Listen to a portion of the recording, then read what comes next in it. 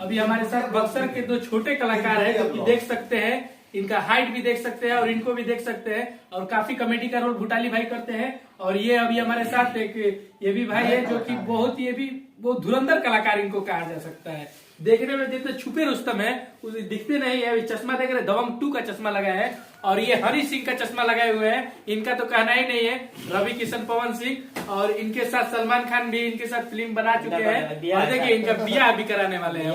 शादी भाई बाकी नहीं बता ना वही की ना शादी भाई बाकी ना इनकर शादी हो गई बा, और इनकर शादी नहीं क्यों भाई। अगर कोई हमारे वीडियो देखा तो इनकर शादी अगर कोई लड़की ऐसा लोग तो इनकर खातिर संपर्क कर सकते हैं। नंबर दे देम अपन। कैसा लड़की चाहिए? लंबा लड़की चाहिए इनकरा के कसमे खा ले मानी हम चलो ठीक बा, इनकरा के तो हो गई बा। चलिए।